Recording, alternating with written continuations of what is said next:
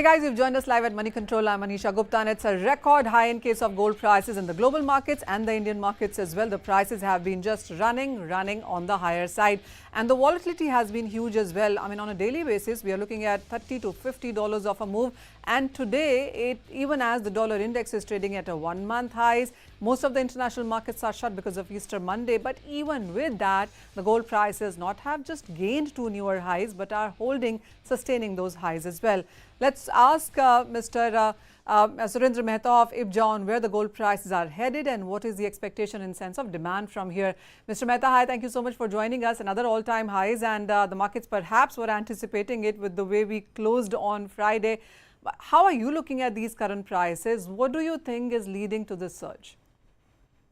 See, first of all, we all will have to understand that these gold prices are becoming uncontrollable, and uncontrollable because of the reason that in spite of fact that dollar index is getting stronger, there is no major change in the bond yield. Still, the gold prices are going higher and higher. Historically, whenever the gold prices touches a new high, it drops down, but this time in the last rally from $2,135 to this $2,266, we have not seen fall except for once, which was about $120 or $110. So, the issue is why these gold prices are rising. These gold prices are rising now, in my opinion, only because of geopolitical tension, and perhaps also due to the fact that Fed is going to cut interest rate thrice. In spite of fact that there is the last data showed that there is an inflationary concern still, and I think the Fed chairman himself said that we are still not in a hurry to cut the interest rate. In spite of that, the operators, I would say, are taking advantage of a long holiday in UK, Europe, USA, India, long weekend, and taking advantage of that, and probably removing all short sellers from the market. All right. Mr. Mehta, let me put you in a corner here. The prices have run up too much, too soon, unprecedented rallies, what we've seen. Suppose if there are buyers, I mean, there is a wedding season coming not too far away from here. If I wanted to buy gold in April or May or in June, how would you look at gold prices in the next 3 months? Are we looking at a correction? Are we anticipating gold to see a correction at all now below $2,000 an ounce? For the Indian markets, what is a strong support that you see going forward? See, we'll have to understand one thing. For almost 3 weeks, the gold prices remained in the range of $2,036 to $2,045. So I still feel that that is a point where there is a strong support for the gold prices. So even if the gold prices falls now, probably it will get a support somewhere around $2,040. So that is one thing. But what we'll have to understand also is that now in my opinion, gold has no longer become a commodity. No longer it can be treated as a commodity. The way the gold prices have surged in the last 8 or 9 years, it is almost in Indian market, they are giving return of almost 14 to 15%.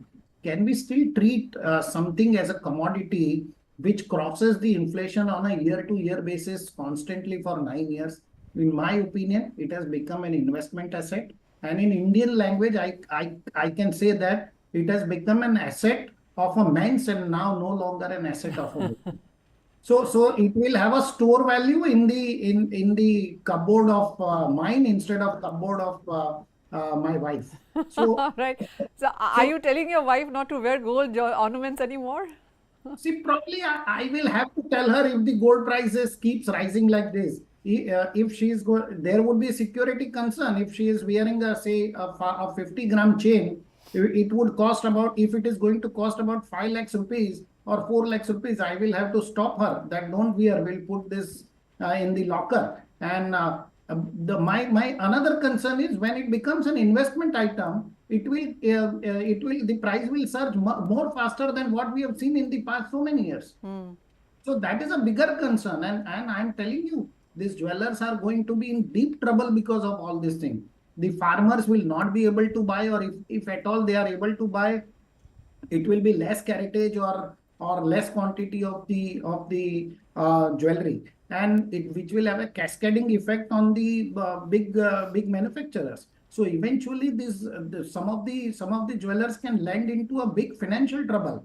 There are jewelers, the big manufacturers have been buying unfixed golds in the anticipation of a wedding season, or in anticipation of a B2B exhibition, that there would be sale. But what happened? They have most of the manufacturers have bought gold in Indian market unfixed at 62,000, 62,500. Now there would not be any sale in the exhibition. So even if they have purchased say 10 kilo in an unfixed, they have already lost 70 to 80 lakhs. Mr. Mehta, I can tell you one thing. You might not allow your wife to wear this, but your wife is going to tell you it's because of me that you are so much more richer, because I kept buying gold all of these years. No, I think investment-wise, what she has pursued, I would give definitely a credit to her. She never allowed me to invest in equity, because in last 11 years, the return in equity and gold is, I think it is almost same, or maybe gold may be higher to certain extent. Absolutely. So she must get a compliment for it. Oh, yes, we are going to send this video to your wife very soon. Mr. Mehta, from here on, I mean, as you said, now the financialization of gold really seems to be much on the higher side. And as you said, this is soon going to be a part of portfolio and not just as jewelry in cupboards there. So when you look at financialization in that sense, how much of a portfolio should gold have? Are we looking at a constant progression in sense of prices going forward for many years? See, I personally feel that this financialization has been going on since last 4 or 5 years, mostly after the COVID, and I've been constantly saying that one needs to increase from 10% to 14% or 15%. But now I would say one must have the at least 18 to 20% of gold in their portfolio. And see, this is all going to lead to a problem where when the financialization of gold happens, there would be a demand for bullion and there would not be a demand for jewelry. So that is a big concern for this. It's going to be a big concern for this industry, for the jewelers, for the goldsmith who are working for this industry. All right. Mr. Mehta, one final question then, and this is on prices yet again. And you've been more often right when it comes to price forecast in last many years now. How are you looking at the Indian markets? I mean, as you say, as we talk about it, every price at some point in time, for some time, does look expensive. We've spoken about that in 30 and 40 and 50,000 as well. And last year was 55,000, 56,000 at this point. We're almost at 70,000 in a matter of 1 year. Where do you see a strong support? I mean, should we just about forget what 55,000 looked like in case of gold? If you are referring to the Indian market, I feel that support would now be somewhere near 62,000, okay, and not below that. That is a big support level, and the resistance would be somewhere near 72,000 to between 72,000 to 73,000. That is a support I am seeing, but. The problem is the jewelers, the traders, the speculators in this market do not apply any risk management mechanisms or tools while trading in the jewelry. I'm getting a lot of calls and everybody is stuck. And when I say why are you not using stop loss? They say that because we have not been doing this. So I think they need to understand, and I think we must create an awareness for these players who are doing gold and silver trading, that there must be a stop loss. There needs to be a risk management system. You need to square your position at a point of time in spite of being in heavy losses, because you cannot keep paying the margin. See what has happened in last 4 days. All margins have gone. All margins have gone and the banks are not operating. So before the market opens, your margin is finished and your contract has already been squared up.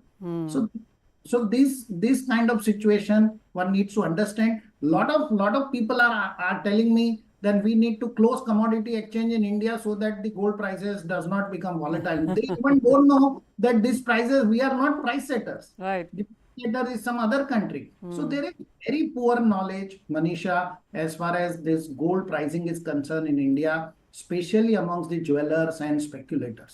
All right, so a bit of a concern for the industry, especially where hedging hasn't been done so well, or where you have bought gold and kept the markets open. You haven't fixed your prices. I mean, that is the concern clearly coming in for the industry. If you're holding long gold as a consumer, these are great times for you. And as Mr. Mehta tells us, that 60 to 62,000 looks like a strong support right now. So we are looking at stronger gains coming into the market. Be aware, as he also mentioned, that caution is the word right now. You could be looking at $100 or $150 of a correction as well coming into the markets. But for the longer term, gold still is a strong place to be. Thank you, Mr. Mehta, for joining us. And that's all the time that we have today.